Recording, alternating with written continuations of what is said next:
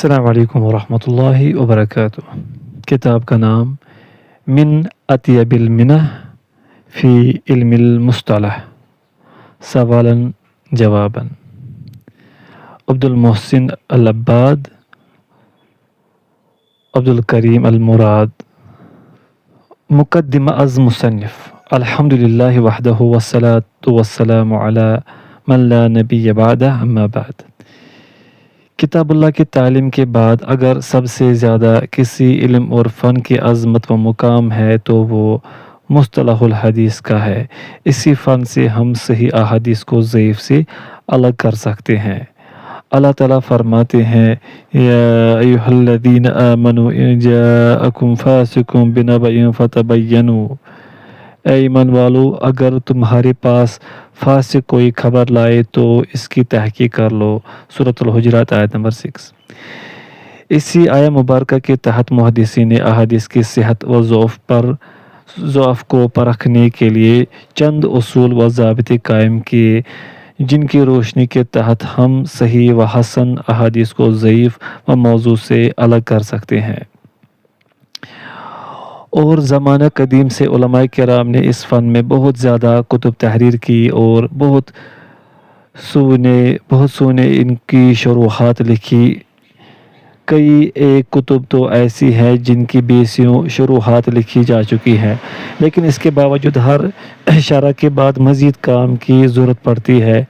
تو اسی ضرورت کو محسوس کرتے ہوئے بندہ ناچیز نے علم المصطلح کی ابتدائی کتاب من اطیب المنہ فی علم المصطلح کو سوال و جواب کی شکل دے دی تاکہ ان قواعد کو سمجھنے میں آسانی ہو، کیونکہ سوال و جواب کی صورت میں بات زیادہ ذہن نشین ہوتی ہے۔ اور یہ اللہ احکم الحاکمین کا خصوصی کرم ہے کہ اس نے اپنے فضل سے اپنے اس بندہ ناچیز سے اپنے دین کا ادنا سا کام لے لیا، ورنہ میں اس قابل کہاں تھا کہ یہ کام کر سکتا۔ اور اس کتاب کو سوال و جواب کی صورت میں پیش کرنے کا مقصد اللہ تعالیٰ کا قرب حاصل کرنا ہے، کیونکہ یہ نبی کریم صلی اللہ علیہ وسلم کے صحیح فرامین کو سقیم سے الگ کرنے کا ذریعہ ہے۔ میں اپنے تمام معاونین کا انتہائی مشکور ہوں، خصوصاً الشیخ رحمۃ اللہ شاکر حفظہ اللہ فاضل مدرس جامعہ اسلامیہ سلفیہ مسجد مکرم اہل حدیث، اور الشیخ حافظ حامد مشتاق حفظہ اللہ فاضل مدینہ یونیورسٹی سعودی عرب، جنہوں نے اصلاح فرمائی اور قدم قدم پر مفید مشوروں سے نوازا۔ اور میں مولانا طاہر نقاش حفظہ اللہ مدیر دارالابلاغ کا بھی بہت زیادہ مشکور ہوں، جنہوں نے اس کتاب کو طبع کر کے قارئین کی نظر کیا، اور دیگر حضرات کا بھی مشکور ہوں جنہوں نے کسی بھی لحاظ سے حوصلہ افزائی کی۔ اللہ تعالیٰ ان سب کے علم و عمل میں برکتیں عطا فرمائے اور ان سب سے اپنے دین کا زیادہ سے زیادہ کام لے۔ اور آخر میں اپنے محسن استاد الشیخ خواجہ محمد عدنان بن فضیلت الشیخ مولانا خواجہ محمد قاسم صاحب مدیر و شیخ الحدیث الجامعۃ الحرمین اہل حدیث کا بھی انتہائی مشکور ہوں، جنہوں نے دور طالب علمی میں تدریس کا شوق دلا کر مجھے آج اس قابل بنایا کہ میں نے یہ کام کیا۔ معزز قارئین سے گزارش ہے کہ دوران مطالعہ جہاں بھی سہو پائے تو ضرور مطالعہ فرمائے تاکہ اگلے ایڈیشن میں اصلاح کی جا سکے۔ اللہ تعالیٰ سے التجا ہے کہ اللہ تعالیٰ اس کتاب کو ہمارے لیے صدقہ جاریہ بنائے اور اس کا نفع عام کر دے، اور اس کو میرے اور تمام معاونین کے لیے تو آخرت بنا دے۔ کتبہ ابو محمد عبد الغفار بن عبد الخالق، متعلم مدینہ یونیورسٹی سعودی عرب، سابق مدرس الجامعۃ الحرمین اہل حدیث۔ مقدمہ۔ تاریخ و تدوین علم مصطلح الحدیث۔ سوال: مصطلح الحدیث کی تدوین کے مراحل کیا ہے؟ جواب: علوم اسلامی کی تدوین کے ساتھ ساتھ علم مصطلح الحدیث کی بھی تدوین کی گئی، لیکن یہ تدوین متفرق اقسام پر مشتمل علم کی کتب میں تھی، جیسے الرسالہ اور الام، جو دونوں امام شافعی رحمہ اللہ کی ہیں، اور مقدمہ صحیح مسلم اور جامع ترمذی کی آخر میں۔ تو جب چوتھی صدی ہجری آئی تو اس میں علوم و فنون پروان چڑھے اور اصطلاحات قائم ہو گئی۔ تو سب سے پہلے فن مصطلح میں قاضی ابو محمد الحسن بن عبد الرحمن بن خلاد الرام ہرمزی المتوفہ 360 ہجری نے ایک ابتدائی کتاب الگ تصنیف کی جس کا نام انہوں نے المحدث الفاصل بین الراوی والواعی رکھا۔ پھر ان کے بعد علماء نے اس فن میں وسعت پیدا کی تو ابو عبداللہ الحاکم نیشاپوری المتوفہ 405 ہجری آئے، انہوں نے اس فن میں معرفت علوم الحدیث تصنیف کی، لیکن نہ تو وہ اس کی تہذیب کر سکے اور نہ اس کو مکمل تیار کر سکے۔ پھر ان کے بعد ابو نعیم احمد بن عبداللہ اصبہانی المتوفہ 430 ہجری آئے تو انہوں نے حاکم کی کتاب پر استخراجاً کام کیا جس کا نام المستخرج پڑ گیا اور پیچھے آنے والوں کے لیے کئی چیزیں چھوڑ دی۔ پھر ان کے بعد الخطیب ابو بکر بغدادی المتوفہ 463 ہجری آئے تو انہوں نے روایت کے قوانین میں الکفایۃ فی اصول علم اور اس کے آداب میں الجامع لآداب الشیخ والسامع تصنیف کی، اور اس کے علاوہ حدیث کے اکثر فنون میں کئی ایک کتب الگ تصنیف کی۔ اور حافظ ابو بکر بن نقطہ نے کہا کہ خطیب کے بعد جو بھی آیا وہ ان کی کتب کا محتاج ہے۔ پھر ان کے بعد قاضی ایاز المتوفہ 544 ہجری آئے تو انہوں نے اس فن میں کچھ چیزیں مواد جمع کی جس کا نام انہوں نے العلماء فی ضبط الروایہ و تقیید السماع رکھا۔ پھر اس کے بعد ابو حفص عمر میانجی المتوفہ 580 ہجری آئے تو انہوں نے اس فن میں ایک جز رسالہ تالیف کیا جس کا نام ما لا یسع المحدث جہلہ رکھا۔ پھر ان کے اور دیگر ائمہ کے بعد حافظ ابو عمر عثمان بن عبد الرحمن المعروف ابن صلاح دمشقی المتوفہ 643 ہجری آئے تو جب وہ مدرسہ اشرفیہ دارالحدیث میں تدریس سے حدیث کے لیے فائز ہوئے تو انہوں نے اپنی کتاب علوم الحدیث المعروف مقدمہ ابن صلاح کو جمع کیا تو اس کے فنون کی تہذیب کی اور آہستہ آہستہ اس کی املا کروائی اور خطیب کی متفرق تصانیف کا اہتمام کیا اور ان کے متفرق مقاصد کو جمع کیا اور اس میں دوسری کتب سے ان کے اہم فوائد ملا دیے تو انہوں نے اس کتاب میں وہ کچھ جمع کر دیا جو مختلف جگہوں پر تھا، تو اسی وجہ سے علماء نے ان پر اتفاق کیا اور انہی کے طریقے پر چلے۔ تو ان میں سے کچھ نے اس کا اختصار کیا جیسے نووی نے اپنی کتاب ارشاد طالب الحقائق، اس کے مخطوطات مکتبہ سلیمانیہ اور مکتبہ ظاہریہ دمشق میں موجود ہیں، اور بلقینی نے اپنی کتاب محاسن الاصطلاح فی تضمین کتاب ابن صلاح میں، اور ان میں سے کچھ نے اسے شعروں میں منظم کیا جیسے عراق نے اپنی کتاب الفیۃ الحدیث میں، اور ان میں سے کچھ نے اس پر استدراک و معارضہ کیا۔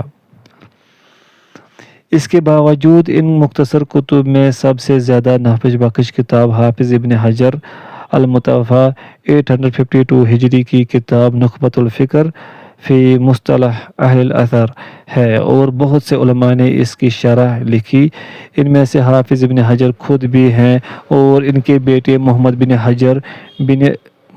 احمد بن حجر نے، اور عبدالرؤف مناوی اور محمد صادق بن عبدالہادی سندھی نے بھی اس کی شرح لکھی۔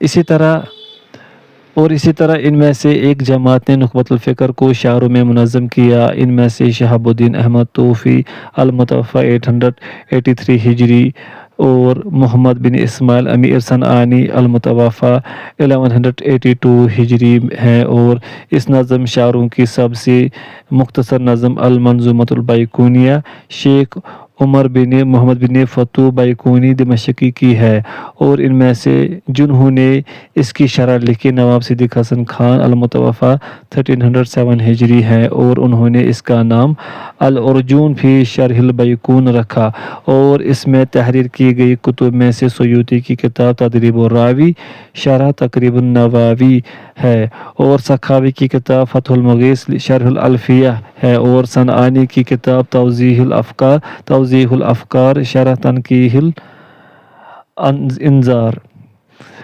ہے، اور جمال الدین قاسمی کی کتاب قواعد التحدیث من فنون مصطلح الحدیث ہے، اور جزائری کی کتاب توجیہ نظر علی علم الاثر ہے۔ اللہ ان سب کو بہترین بدلہ عطا فرمائے۔ ابتدائی باتیں۔ سوال: اطیب المنح کے مصنف کا نام کیا ہے؟ جواب: اطیب المنح کے دو مصنف ہیں، الشیخ عبدالکریم المراد رحمۃ اللہ علیہ، الشیخ عبد المحسن العباد حفظہ اللہ۔ سوال: اطیب المنح فی علم المصطلح کا کیا معنی ہے؟ جواب: اطیب المنح فی علم المصطلح کا معنی حدیث کی اصطلاح کا عمدہ تحفہ ہے۔ مصطلح الحدیث کی تعریف، موضوع اور فائدہ۔ سوال: مصطلح الحدیث کی تعریف کیا ہے؟ جواب: مصطلح الحدیث ان اصول اور قواعد کا علم ہے جن سے قبول، مقبول و رد مردود ہونے کے اعتبار سے سند اور متن کے حالات معلوم کیے جاتے ہیں۔ سوال: مصطلح الحدیث کا موضوع کیا ہے؟ جواب: مصطلح الحدیث کا موضوع قبول، مقبول اور رد مردود ہونے کی حیثیت سے سند اور متن ہوتے ہیں۔ سوال: مصطلح الحدیث کا فائدہ اور غرض و غایت کیا ہے؟ جواب: مصطلح الحدیث کا فائدہ اور غرض و غایت احادیث میں سے صحیح احادیث کو ضعیف احادیث سے الگ کرنا ہے۔ حدیث و خبر، اثر اور دوسری اصطلاحات۔ سوال: حدیث کی لغوی اور اصطلاحی تعریف کیا ہے؟ جواب: حدیث کی لغوی تعریف الجدید، نئی بات، حدیث کی جمع احادیث آتی ہے جو کہ خلاف قیاس ہے، اور اصطلاحی تعریف حدیث وہ قول یا فعل یا تقریر یا وصف خلقی یا خلقی ہے جو نبی صلی اللہ علیہ وسلم کی طرف منسوب کیا گیا ہو۔ سوال: خبر کی لغوی اور اصطلاحی تعریف کیا ہے؟ جواب: خبر کی لغوی تعریف النبأ، خبر دینا، اور اصطلاحی تعریف اس کی 3 تعریفات کی گئی ہیں۔ پوائنٹ فرسٹ، خبر جمہور محدثین کے نزدیک حدیث کا ہم معنی ہے۔ پوائنٹ سیکنڈ، خبر حدیث کے برعکس وہ حوادث تاریخی وغیرہ ہیں جو غیر نبی سے منقول ہو۔ پوائنٹ تھرڈ، لفظ خبر احادیث نبی اور حوادث تاریخی دونوں پر بولا جاتا ہے، ان دونوں میں عموم و خصوص مطلق کی نسبت ہے۔ سوال: اثر کی لغوی اور اصطلاحی تعریف کیا ہے؟ جواب: اثر کی لغوی تعریف بقیت الشیء، کسی چیز کا باقی ماندہ حصہ۔ اصطلاحی تعریف، پوائنٹ فرسٹ، اثر ان اقوال اور افعال کو کہتے ہیں جو صحابہ کرام رضی اللہ عنہم اور تابعین اعظام رحمہم اللہ سے منقول ہوں۔ پوائنٹ سیکنڈ، بعض کے نزدیک اثر حدیث کے ہم معنی ہے۔ حدیث قدسی۔ سوال: حدیث قدسی کسے کہتے ہیں؟ جواب: حدیث قدسی وہ ہے جسے نبی اکرم صلی اللہ علیہ وسلم اللہ عز و جل کی طرف نسبت کرتے ہوئے بیان فرماتے ہیں۔ سوال: حدیث قدسی اور قرآن کریم میں کیا فرق ہے؟ جواب: حدیث قدسی اور قرآن کریم میں فرق، قرآن کے الفاظ معجزہ ہیں اور اس کی تلاوت عبادت ہے، اور اس کے ثبوت کے لیے تواتر شرط ہے، اور حدیث قدسی کے الفاظ معجزہ نہیں اور نہ اس کی تلاوت عبادت ہے اور نہ اس کی ثبوت کے لیے تواتر شرط ہے۔ احادیث قدسیہ 100 سے زائد ہیں، ان میں سے ایک یہ ہے جسے امام مسلم نے اپنی صحیح میں روایت کیا ہے، عن ابی ذر رضی اللہ عنہ عن نبی صلی اللہ علیہ وسلم فیما یروی عن اللہ تعالی انہ قال یا عبادی انی حرمت الظلم علی نفسی وجعلت بینکم محرما فلا تظالموا۔ سیدنا ابو ذر رضی اللہ عنہ نبی اکرم صلی اللہ علیہ وسلم سے وہ روایت بیان کرتے ہیں جو نبی کریم صلی اللہ علیہ وسلم اللہ تعالیٰ سے روایت کرتے ہیں کہ اللہ تعالیٰ نے فرمایا، اے میرے بندو، میں نے اپنے نفس پر ظلم کو حرام کیا ہے اور تمہارے درمیان بھی اس کو حرام قرار دیا ہے، پس تم ایک دوسرے پر ظلم نہ کرو۔ سوال: حدیث قدسی کو روایت کرنے کی کتنے صیغے ہیں؟ جواب: حدیث قدسی کو روایت کرنے کے 2 صیغے ہیں۔ پوائنٹ فرسٹ، قال رسول اللہ صلی اللہ علیہ وسلم فیما یرویہ عن ربہ عز و جل، رسول اللہ صلی اللہ علیہ وسلم نے وہ بات بیان فرمائی جو آپ صلی اللہ علیہ وسلم نے اللہ عز و جل سے روایت کی۔ پوائنٹ سیکنڈ، قال اللہ عز و جل فیما رواہ عنہ رسولہ، اللہ تعالیٰ نے وہ بات بیان فرمائی جو اس کے رسول کے اللہ تعالیٰ نے وہ بات بیان فرمائی جو اس کے رسول صلی اللہ علیہ وسلم نے روایت کی، دونوں کا معنی ایک ہے۔ سند۔ سوال، سند کی لغوی اور اصطلاحی تعریف کیا ہے؟ جواب، السند نون پر زبر، لغوی معنی المعتمد، جس پر اعتماد کیا جائے، اور اس کا اصطلاحی معنی سلسلۃ الرجال الموصلۃ الی المتن، راویوں کا ایسا سلسلہ جو متن تک پہنچا دے۔ متن۔ سوال، متن کی لغوی اور اصطلاحی تعریف کیا ہے؟ جواب، المتن تا پر جزم، لغوی معنی ما صلب وارتفع من الارض، وہ حصہ جو سخت ہو اور زمین سے ابھرا ہو۔ اصطلاحی معنی کلام کا وہ حصہ جہاں پر سند ختم ہو جائے۔ اسناد۔ سوال، اسناد کی کیا معانی ہے؟ جواب، الاسناد اس کے دو معنی ہے۔ پوائنٹ فرسٹ، حدیث کو سند کے ساتھ اس کے قائل کی طرف منسوب کرنا۔ پوائنٹ سیکنڈ، راویوں کا ایسا سلسلہ جو متن تک پہنچا دے، یہ سند کے ہم معنی ہے۔ مسند و مسند۔ سوال، مسند کی تعریف کیا ہے؟ جواب، المسند نون پر فتح، اس کے مندرجہ ذیل دو معنی ہے۔ پوائنٹ فرسٹ، ہر وہ کتاب جس میں ایک صحابی یا زیادہ کی احادیث علیحدہ علیحدہ جمع کی گئی ہو، جیسے مسند احمد اور مسند عبداللہ بن عمر جو محمد بن ابراہیم طرطوسی کی تصنیف ہے۔ پوائنٹ سیکنڈ، رسول اللہ صلی اللہ علیہ وسلم کی وہ مرفوع حدیث جو سند کے اعتبار سے متصل ہو۔ سوال، المسند کی تعریف کیا ہے؟ جواب، المسند نون پر کسرہ، وہ راوی ہے جو حدیث با سند روایت کرے، خواہ اس کے پاس اس حدیث کا علم فہم ہو یا وہ صرف روایت کر رہا ہو۔ محدث۔ سوال، محدث کی تعریف کیا ہے؟ جواب، المحدث وہ ہے جو روایت اور درایت کے اعتبار سے علم حدیث کے ساتھ مشغول ہو اور بہت سی روایت اور ان کے راویوں پر اطلاع رکھتا ہو۔ روایت و درایت۔ سوال، روایت اور درایت کا کیا معنی ہے؟ جواب، روایت احادیث کو سندوں کے ساتھ نقل کرنا اور انہیں پرکھنا، درایت احادیث کے متن کے معنی و مطالب پر مطلع ہونا۔ حافظ۔ سوال، حافظ کسے کہتے ہیں؟ جواب، الحافظ اس کے متعلق مندرجہ ذیل دو اقوال ہے۔ پوائنٹ فرسٹ، اکثر محدثین کے نزدیک یہ محدث کے ہم معنی ہے۔ پوائنٹ سیکنڈ، بعض کے نزدیک حافظ کا درجہ محدث سے بلند ہے، اس لیے کہ حافظ ہر طبقہ کے راویوں اور روایات کے احوال کو محدث سے زیادہ جانتا ہے۔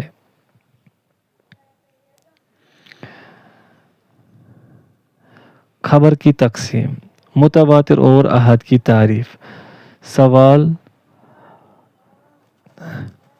قلت و کثرت طرق کے اعتبار سے خبر کی کتنی قسمیں ہیں؟ جواب، قلت و کثرت طرق کے اعتبار سے خبر کی دو اقسام ہیں۔ پوائنٹ فرسٹ، متواتر، پوائنٹ سیکنڈ، احاد۔ خبر متواتر۔ سوال، متواتر کی تعریف کیا ہے؟